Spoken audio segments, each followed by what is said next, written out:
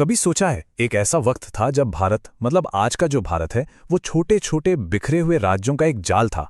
और फिर एंट्री होती है एक ऐसे साम्राज्य की जिसने पूरा नक्शा ही बदल दिया। एक ताकत जिसने लगभग पूरे उपमहाद्वीप को एक झंडे के नीचे ला खड़ा किया। जी हाँ, ये कहानी है मौर्य साम्राज्य की, भारत के पहले महान यूनिफायर की। जरा सोच कर देखिए, एक हुकूमत जो उत्तर में हिमालय की बर्फीली चोटियों से लेकर दूर दक्षिण के पठारों तक फैली हो। मौर्य साम्राज्य सिर्फ एक और राजवंश नहीं था, नहीं, ये तो भारत के एक होने की पहली सबसे शानदार कहानी थी। मतलब इतना विशाल साम्राज्य कि उस समय शायद ही किसी ने ऐसा सोचा भी होगा। तो सवाल यही उठता है कि आखिर कैसे कैसे एक डायनेस्टी ने इतने बड़े, इतने डाइवर्स सब कॉन्टिनेंट को एक कर दिया। और इससे भी बड़ी बात, वो अपने पीछे ऐसा क्या छोड़ गए जो आज भी हजारों साल बाद भी हमारी जिंदगी का हिस्सा है। चलिए मिलकर इस दिलचस्प कहानी की परतों को खोलते हैं। तो हर बड़ी कहानी की एक शुरुआत होती है ना? और मौर्यों की कहानी कोई मामूली कहानी नहीं थी। ये शुरू हुई एक विद्रोह की चिंगारी से और खत्म हुई एक विशाल साम्राज्य की स्थापना पर। एक सचमुच अविश्वसनीय सफर। चलिए जरा तेजी से देखते हैं कि सब हुआ कैसे। बात है करीब 322 बीसीई की। चंद्रगुप्त मौर्य ने उस वक्त की सुपर पावर नंद वंश को उखाड़ फेंका और मौर्य वंश की नींव रख दी। फिर आए उनके बेटे बिंदुसार, जिन्होंने साम्राज्य को और दक्षिण तक फैलाया। और फिर 268 बीसीई में गद्दी पर बैठे सम्राट अशोक महान, जिनके राज में यह साम्राज्य अपनी बुलंदियों पर पहुंच गया। लेकिन चंद्रगुप्त अकेले नहीं थे इस कहानी में। इस साम्राज्य की नींव असल में एक जबरदस्त जोड़ी ने रखी थी। एक तरफ चंद्रगुप्त मौर्य, वो बहादुर योद्धा, वो एम्बिशियस राजा, और दूसरी तरफ उनके गुरु, उनके स्ट्रैटेजिस्ट चाणक्य। कह सकते हैं कि एक की ताकत और दूसरे के दिमाग ने मिलकर वो कर दिखाया जो उस समय नामुमकिन सा लगता था। देखिए, हर साम्राज्य में एक ऐसा राजा जरूर होता है जो उसकी पहचान बन जाता है। मौर्य साम्राज्य के लिए वो नाम था अशोक। तो चलिए अब कहानी के उस मोड़ पर चलते हैं जहां सम्राट अशोक का एक बड़ा बदलाव इस पूरे साम्राज्य का चेहरा हमेशा हमेशा के लिए बदल देता है। अशोक के राज में एक ऐसा टर्निंग पॉइंट आया जिसने सिर्फ उन्हें ही नहीं बल्कि पूरे साम्राज्य की सोच को बदल दिया, और वो था कलिंग का युद्ध। जीत तो मिली, बहुत बड़ी जीत थी, लेकिन इस जीत की कीमत इतनी ज्यादा थी जिसकी किसी ने कल्पना भी नहीं की थी। इस जंग की भयावहता का अंदाजा बस इस एक बात से लगाइए कि इसमें 1 लाख से ज्यादा लोगों की जानें गईं। सोचिए, 1 लाख। ये सिर्फ एक आंकड़ा नहीं है, ये वो तबाही थी, वो मंजर था जिसने सम्राट अशोक को अंदर तक हिलाकर रख दिया। और बस यहीं से होता है अशोक का वो मशहूर हृदय परिवर्तन। उन्होंने ऐलान किया, बस अब और मारकाट नहीं, कोई और जंग नहीं। असली जीत तो दिलों को जीतना है, धम्म के रास्ते पर चलकर। मतलब तलवार से जीतने की जगह अब दिल जीतने की बात होने लगी थी। तो ये धम्म आखिर था क्या? देखिए, ये कोई नया धर्म नहीं था। ये अशोक का एक मॉरल कोड था, जीने का एक तरीका जो अहिंसा, टॉलरेंस यानी सहनशीलता और हर जीव के लिए सम्मान पर आधारित था। ये तलवार से नहीं बल्कि नैतिकता से राज करने का एक नया रास्ता था। और अपने इस मैसेज को उन्होंने पूरे साम्राज्य में चट्टानों और खंभों पर खुदवा दिया ताकि ये सदियों तक अमर रहे। ठीक है, ऊंचे आदर्श और नैतिकता की बातें तो बहुत अच्छी हैं, लेकिन इतने बड़े साम्राज्य को सिर्फ बातों से तो नहीं चलाया जा सकता है ना। इसके लिए एक मजबूत सिस्टम भी चाहिए। तो आखिर मौर्य साम्राज्य का असली इंजन क्या था? वो कौन सी कला थी शासन करने की जिसने इसे इतनी मजबूती दी? चलिए अब इसे समझते हैं। सच कहूं तो मौर्यों का एडमिनिस्ट्रेशन अपने जमाने से कहीं आगे था।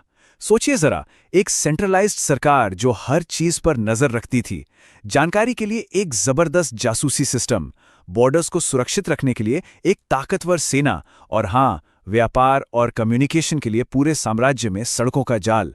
ये सब मिलकर एक ऐसी वेल ऑयल्ड मशीन की तरह काम करते थे जो इतने बड़े साम्राज्य को स्मूथली चला रही थी। खैर, वक्त के साथ मौर्य साम्राज्य तो खत्म हो गया, लेकिन उनकी विरासत वो आज भी जिंदा है, खासकर उन शानदार कलाकृतियों और इमारतों में जो वो हमारे लिए छोड़ गए। चलिए अब पत्थरों में तराशी गई उनकी इस अमर कहानी पर एक नजर डालते हैं। उनकी वास्तुकला बस कमाल की थी। वो विशाल अशोक स्तंभ, सांची जैसे शानदार स्तूप और चट्टानों पर खुदे वो संदेश, ये सब आज भी उनकी शान और उनकी कला की कहानी सुनाते हैं। और इन सब में सबसे खास है अशोक का सिंह स्तंभ, जिसे लायन कैपिटल भी कहते हैं। ये सिर्फ पत्थर की एक मूर्ति नहीं, ये शांति और शक्ति का एक जबरदस्त सिंबल है, जो चारों दिशाओं में अशोक के धम्म यानी उनके नैतिक शासन का संदेश दे रहा है। और सबसे हैरान करने वाली बात जानते हैं क्या है? एक प्राचीन स्तंभ के ऊपर बना यही चिन्ह आज हमारे मॉडर्न इंडिया का नेशनल एम्ब्लेम, हमारा राष्ट्रीय प्रतीक है।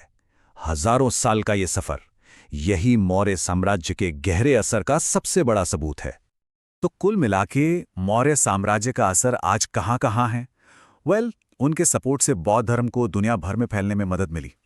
उनके शासन करने के तरीकों ने आने वाले कई भारतीय राज्यों को रास्ता दिखाया।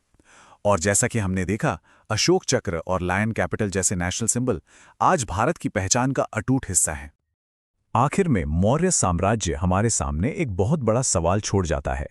क्या अनलिमिटेड पावर और मॉरल वैल्यूज यानी नैतिक सिद्धांत सच में एक साथ चल सकते हैं? अशोक और उनके साम्राज्य। नमस्कार। इतिहास में ना कभी कभी एक पल ही काफी होता है सब कुछ बदलने के लिए। एक विशाल साम्राज्य जो लगता है कि कभी खत्म ही नहीं होगा, अचानक ताश के पत्तों की तरह ढह जाता है और उसकी राख से जन्म लेती है एक पूरी तरह से नई दुनिया।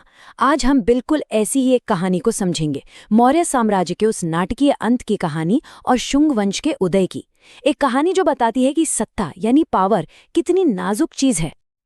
लेकिन चलिए सबसे पहले सवाल से शुरू करते हैं। आखिर कोई सुपर पावर रातों रात कैसे ढह सकती है? ये एक ऐसा सवाल है, एक ऐसी पहेली है जो हमें सीधे मौर्य साम्राज्य के आखिरी उथल-पुथल भरे दिनों में ले जाती है। तो इस पतन की कहानी को समझने के लिए ना हमें पहले इसकी बुलंदी को देखना होगा। मतलब मौर्य साम्राज्य अपने पीक पर, अपने चरम पर कैसा था। अशोक के दौर में ये सिर्फ एक एम्पायर नहीं था, ये एक आइडिया था, एक ऐसा सिस्टम जिसने लगभग पूरे सबकॉन्टिनेंट को एक धागे में पिरो रखा था। तो चलिए देखते हैं कि ये इंपीरियल ब्लूप्रिंट, ये शाही खाका था क्या। तो सवाल ये उठता है कि इतने बड़े और डाइवर्स इलाके पर मौर्यों ने राज किया कैसे?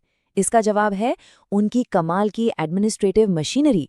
जरा सोचिए, राजधानी पाटलिपुत्र में बैठा है सेंटर ऑफ पावर और वहां से पूरे एम्पायर को कंट्रोल किया जा रहा है।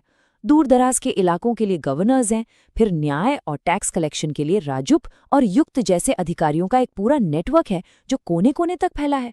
और ये सब चल किस पर रहा था? एक बहुत बड़े इकोनॉमिक इंजन पर, जिसकी जान थी खेती और बिजी ट्रेड रूट्स।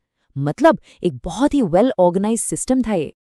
लेकिन इस एम्पायर के सबसे फेमस रूलर अशोक सिर्फ तलवार के दम पर राज नहीं कर रहे थे, वो एक आइडिया, एक विचार के साथ राज कर रहे थे।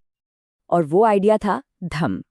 अब ये समझना बहुत जरूरी है कि धर्म कोई रिलीजन, कोई धर्म नहीं था। नहीं, ये गवर्नेंस का एक तरीका था, एक मॉरल ब्लूप्रिंट। इसमें क्या था? सोशल रिस्पॉन्सिबिलिटी, नॉन वायलेंस, दूसरे धर्मों के लिए टॉलरेंस और अपनी प्रजा की भलाई।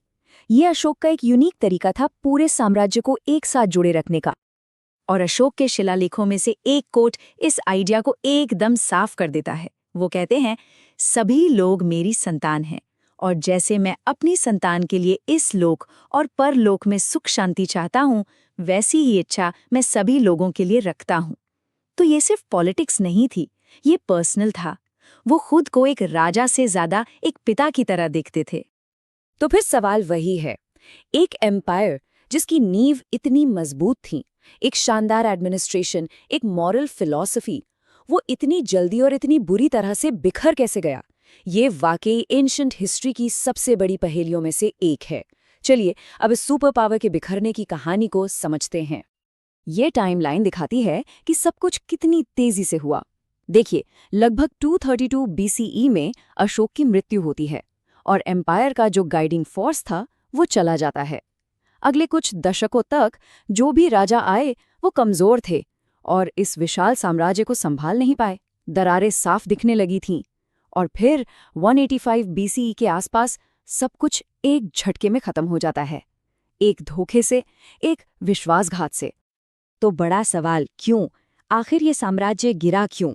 देखिए, इतिहासकार आज भी इस पर बहस करते हैं, लेकिन दो मेन थ्योरीज हैं। पहली थ्योरी है फाइनेंशियल स्ट्रेन यानी आर्थिक दबाव। सोचिए, इतनी बड़ी सेना, इतने सारे अधिकारी, इनको मेंटेन करना बहुत महंगा था और उस दौर के जो सिक्के मिलते हैं उनकी क्वालिटी भी गिरी हुई है, जो इशारा करता है कि खजाना खाली हो रहा था। अब दूसरी थ्योरी जो कि बहुत इंटरेस्टिंग है वो है ब्राह्मणिकल रिएक्शन।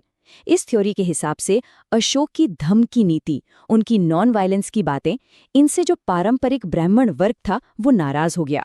उन्हें लगा कि समाज में उनकी जो पावर है, जो अहमियत है, वो कम हो रही है। और आखिर में जो फाइनल ब्लो था वो किसी बाहरी दुश्मन ने नहीं दिया, वो हमला अंदर से ही हुआ। आखिरी मौर्य सम्राट बृहद्रथ का मर्डर कर दिया गया। और किसने किया? उसी के अपने जनरल पुष्यमित्र शुंग ने। मतलब एक पूरे साम्राज्य का अंत एक मिलिट्री कूप, एक तख्ता पलट से हुआ। और इसी के साथ मौर्य साम्राज्य का चैप्टर क्लोज हो गया। लेकिन इतिहास में, जैसा हम जानते हैं, हर अंत एक नई शुरुआत होती है। मौर्यों की राख से एक नया ऑर्डर उभरा, शुंगों का नया ऑर्डर। और ये एक ऐसी दुनिया बनाने वाले थे जो मौर्यों से बहुत बहुत अलग थी। ये कंपैरिजन दिखाता है कि बदलाव कितना बड़ा था। एक तरफ मौर्य एम्पायर जो एक पैन इंडियन एम्पायर था, और दूसरी तरफ शुंग किंगडम जो एक रीजनल पावर थी। कहाँ मौर्यों का सेंट्रलाइज्ड एडमिनिस्ट्रेशन और कहाँ शुंगों का डिसेंट्रलाइज्ड पावर। लेकिन सबसे बड़ा शिफ्ट शायद आइडियोलॉजी में था। बौद्ध धर्म को जो राजकीय संरक्षण मिलता था, उसकी जगह अब ब्राह्मणवाद का रिवाइवल हो रहा था। यहाँ तक कि टाइटल भी सम्राट से राजा हो गया। ये स्केल और एम्बिशन दोनों में एक जबरदस्त बदलाव था। तो ये ब्राह्मणिकल रिवाइवल का मतलब क्या था? आसान शब्दों में समझे तो ये एक कल्चरल शिफ्ट था। जो पुरानी वैदिक परंपराएं थीं, संस्कृत भाषा थी और समाज में ब्राह्मण वर्ग का जो प्रभाव था, जो मौर्यों के टाइम में थोड़ा पीछे चला गया था, वो अब वापस सेंटर स्टेज पर आ रहा था। एक तरह से ओल्ड ऑर्डर इज बैक। और इसके सबूत हमें हर जगह दिखते हैं। जो बड़े बड़े पारंपरिक यज्ञ और बलिदान थे वो फिर से होने लगे। स्टेट की जो पैट्रोनेज थी, जो समर्थन था, वो बौद्ध धर्म से हटकर वैदिक ट्रेडिशंस की तरफ शिफ्ट हो गया। इसी दौर में संस्कृत लिटरेचर और फिलॉसफी में भी काफी काम हुआ। ये साफ संकेत थे कि हवा का रुख बदल चुका था। लेकिन देखिए, एम्पायर का गिरना सिर्फ एक पॉलिटिकल इवेंट नहीं होता। वो अपने पीछे कला में, आर्किटेक्चर में, आइडियाज में एक गहरी छाप छोड़ जाते हैं। तो चलिए अब देखते हैं कि ये बदलाव हमें पत्थरों और किताबों में कैसे दिखता है। और ये कहानी कंटिन्यूटी और चेंज दोनों की है। आर्किटेक्चर में तो ये फर्क एकदम साफ है। मौर्यों का आर्ट कैसा था? ग्रैंड, इंपीरियल, बड़े बड़े मोनोलिथिक पिलर्स, सांची जैसे स्तूपों का शुरुआती कंस्ट्रक्शन, सब कुछ स्टेट स्पॉन्सर्ड। वहीं शुंगों के टाइम में क्या हुआ? उन्होंने पहले से बनी हुई बुद्धिस्ट साइट्स में ही चीजें ऐड की, जैसे सांची के वो खूबसूरत गेटवेज। और यहाँ एक इंटरेस्टिंग बात है, इस आर्ट को स्पॉन्सर राजा नहीं बल्कि लोकल कम्युनिटीज और व्यापारी कर रहे थे। ये क्या दिखाता है? यही कि पावर अब सिर्फ टॉप पर नहीं थी। आर्किटेक्चर से आगे बढ़ें तो इंटेलेक्चुअल दुनिया में भी एक शिफ्ट आया। अब ट्रेडिशनल नॉलेज को कोडिफाई करने यानी उसे एक सिस्टमैटिक तरीके से लिखने पर नया फोकस था। और इसका बेस्ट एग्जाम्पल है पतंजलि का महाभाष्य। ये सिर्फ संस्कृत ग्रामर की किताब नहीं है, ये शुंग पीरियड के इंटेलेक्चुअल रिवाइवल का सिंबल है। सोचिए, जब वैदिक परंपराएं वापस आ रही थीं तो उस ट्रेडिशन की जो भाषा थी संस्कृत, उसे बचाना, उसे स्टैंडर्डाइज करना कितना जरूरी हो गया था। तो इस पूरी कहानी का टेकअवे क्या है, निचोड़ क्या है? यही कि एक बड़ा यूनिफाइड एम्पायर टूटा और उसकी जगह कई पावरफुल रीजनल किंगडम्स का एक मोज़ेक तैयार हुआ। ये इंडियन पॉलिटिकल सीन में एक सेंट्रलाइज्ड मॉडल से डिसेंट्रलाइज्ड मॉडल की तरफ एक बहुत बड़ा शिफ्ट था। और ये हमें एक आखिरी बड़े सवाल पर लाके छोड़ देता है। क्या बड़े बड़े साम्राज्यों की असली विरासत तब बनती है जब वो अपने पीक पर होते हैं, या तब जब वो गिर जाते हैं और अपने पीछे एक खालीपन छोड़ जाते हैं? शायद दुनिया सब